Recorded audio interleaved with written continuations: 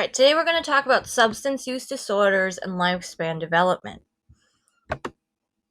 So first off, what is a substance use disorder? 2 or 3 symptoms indicate a mild substance use disorder, 4 or 5 symptoms indicate a moderate substance use disorder, and 6 or more symptoms indicate a severe substance use disorder. This is the definition by the DSM-5. So taking a substance in larger amounts or longer than meant to, wanting to cut down or stop but not being able to, spending a lot of time getting, using, or recovering from substances, cravings and urges to use substances, not doing what one should at work, home, or school due to substances, continuing to use despite it causing problems in relationships, giving up important social, occupational, or recreational activities, needing more of substance to get desired effect, using substance again and again even when it puts one in danger, development of withdrawal symptoms, and continuing to use despite knowing it will complicate other physical or mental problems. So what does substance use look like across the lifespan? Substance use is often initiated in adolescence, but during adulthood that prevalence rates for SUDs peak. And while substance involvement is less common among older adults, the risk for health complications associated with the use increases. Alcohol, tobacco, marijuana, and prescription medications are the most commonly misused substances across age groups. However, the use pattern of these and other drugs vary depending on life stage. In terms of health outcomes, all ages are at risk for overdose, accidental injury, and attempted suicide. Adolescents are more likely to be in vehicular accidents, while older adults are at greater risk for damaging falls. Adulthood has the highest rate of issues with these conditions. 75%, approximately 70 to 80% of youth presenting to treatment are duly diagnosed, especially with ODD, OCD, and ADHD. 50%, by the time people go into 12th grade, approximately half will have tried an illicit substance. 25%, the lifetime prevalence of PTSD in the general population is estimated to be less than 8%. However, the lifetime prevalence rate of PTSD among adults with a SUD ranges from 25 to 50%. While illicit drug use typically declines after young adulthood, nearly 1 million adults aged 65 and older live with a substance use disorder, as reported in 2018. So what would Bronfenbrenner say about this? What would his analysis be? So Bronfenbrenner states that the world of the child consists of 5 systems of interaction: the microsystem, mesosystem, exosystem, macrosystem, and chronosystem. So how do these relate to substance use? So family is the microsystem. Our microsystem is our safe place to land. Without one, it is hard to develop the skills we need later in life. Parental abuse of drugs leads to instability in this structure. Stress is part of the exosystem. Stress affects every level. Stress experiences in one area of life will bleed into other areas. Dealing with substance abuse, whether it's yourself or with a family member, is extremely stressful. Cultural practices over time, so the chronosystem. In regards to the opiate crisis, we can see the beginning over many years. We see our developing need for quick fixes and our growing reliance on pharmaceuticals, and then you add in the unchecked policies on prescribing, and you see how that all turned into the crisis that we see today.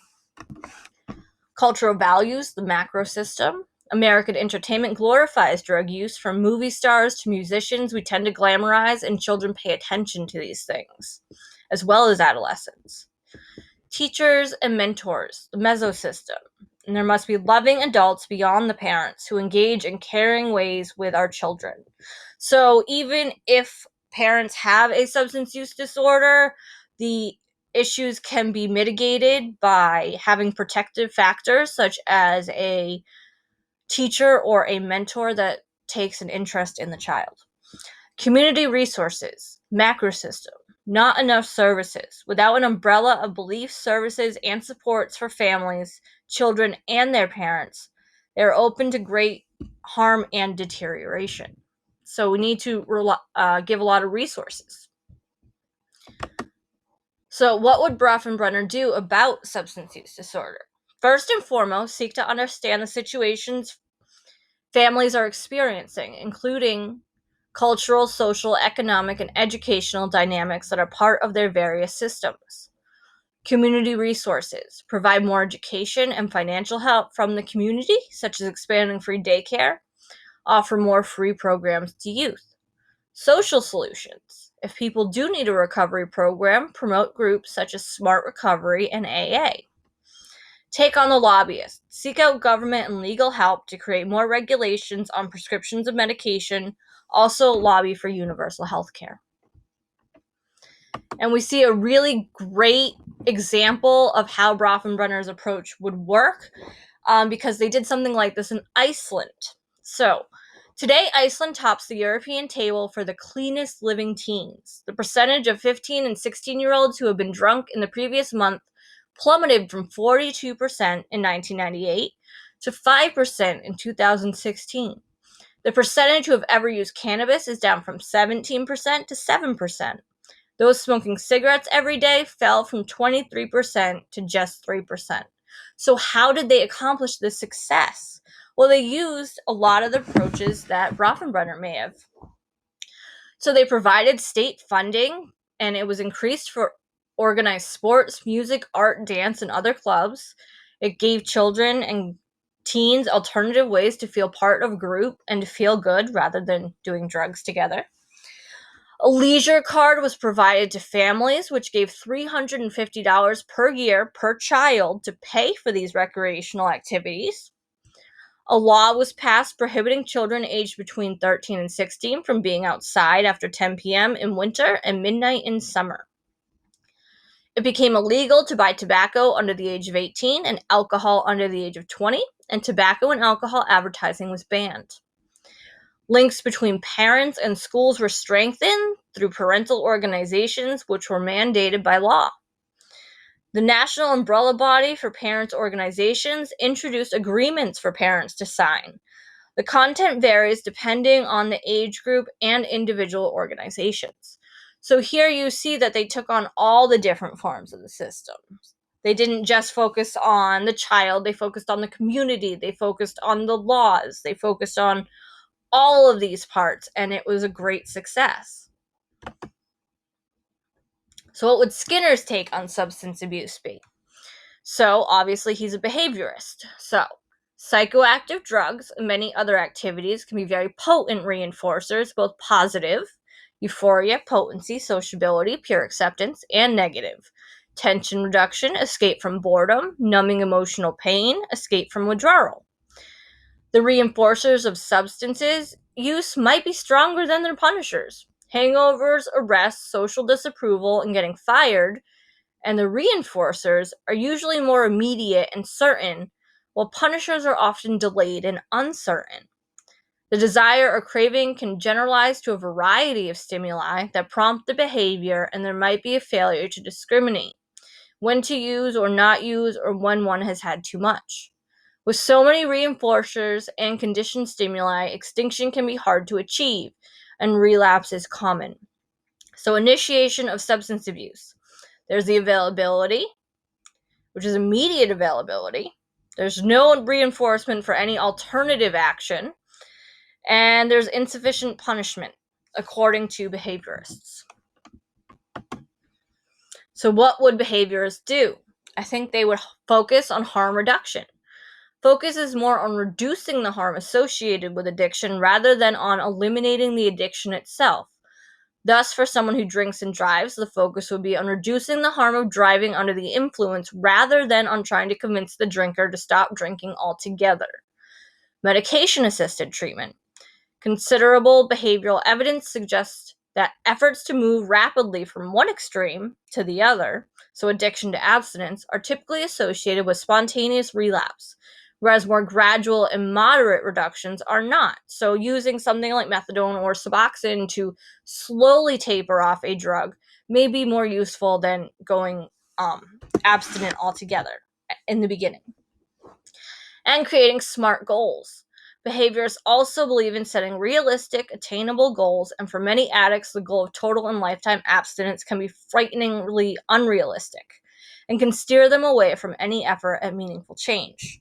So the United States is actually one that does focus mostly on abstinence, but if you look in Europe, they have a lot of programs focused on harm reduction, medicated assisted treatment, and focusing on just lowering the substance use rather than stopping it altogether.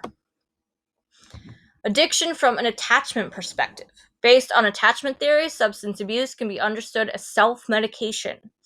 SUD is an attempt to compensate for lacking attachment strategies, a developmental pathway from insecure attachment to substance use disorder. There is a negative impact of substance abuse on attachment security. Continued substance abuse impairs the ability to form close relationships. Link between insecure attachment and substance use disorder seem to be stronger in adolescence compared to adulthood. So what would attachment theorists do? I think they would promote teen parenting programs. I work at one right now, and we offer support and living arrangements for young teen moms so that they aren't alone, but they're also learning the skills they need to. This can stop generational patterns of neglect and abuse and help foster healthier families. So and promoting healthy family dynamics, same thing, early intervention programs. So really focusing on the family unit and how much it means to each other.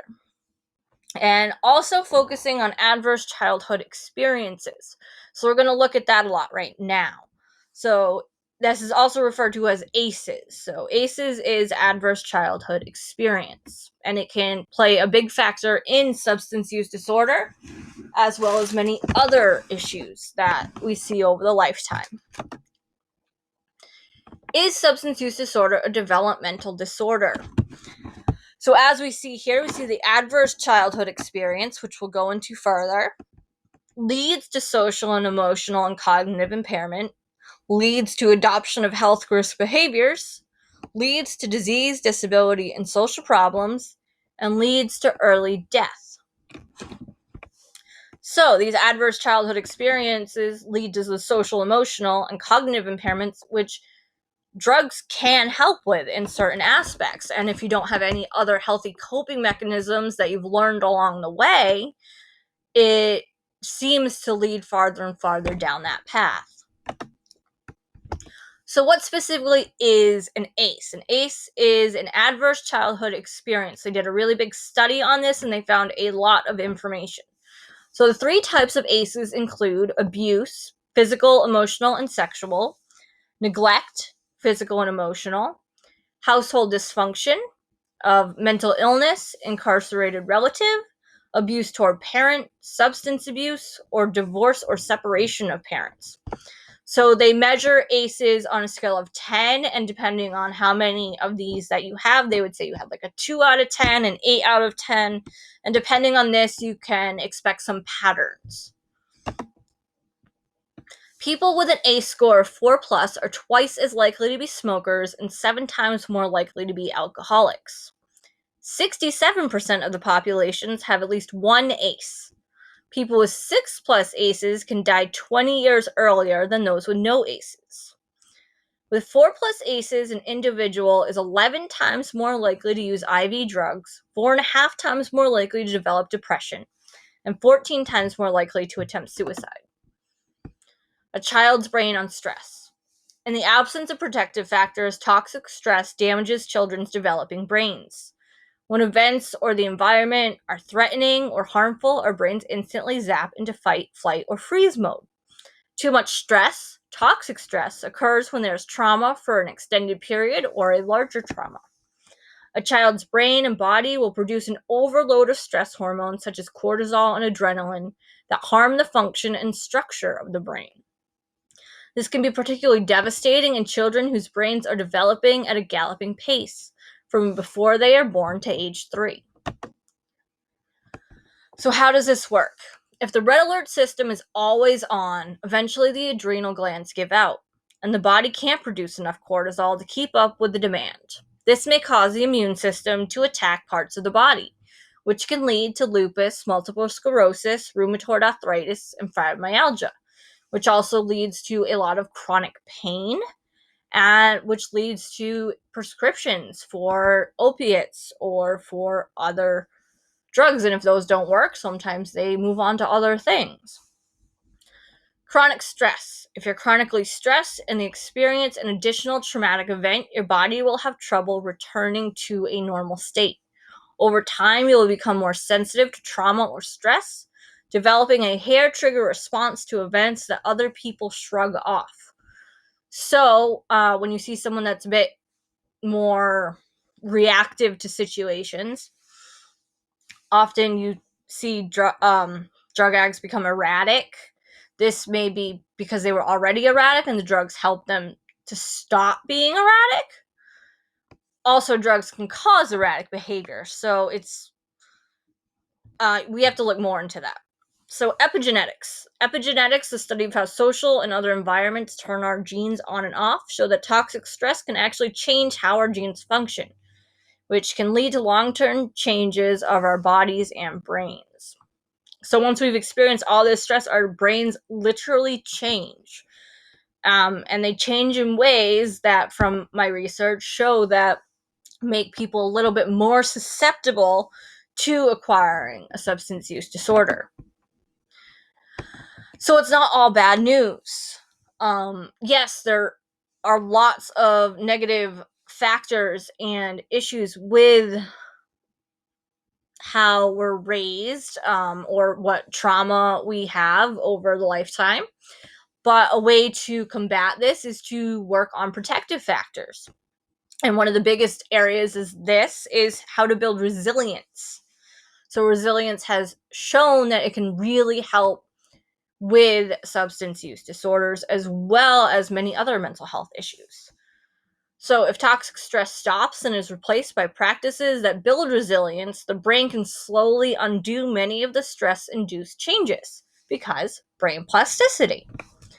So we can engage in things such as mindfulness, including meditation and breathing techniques, healthy social interaction, positive social experiences help to build trust, adequate sleep, helping the brain heal requires rest and relaxation as well as work, and nutrition and exercise. Proper nutrients help build the foundation for the brain to heal. Here are some resources that I've used and that would be helpful in looking into this subject as well as any other subject working with addiction. And these are works cited. Thank you very much for listening to this presentation.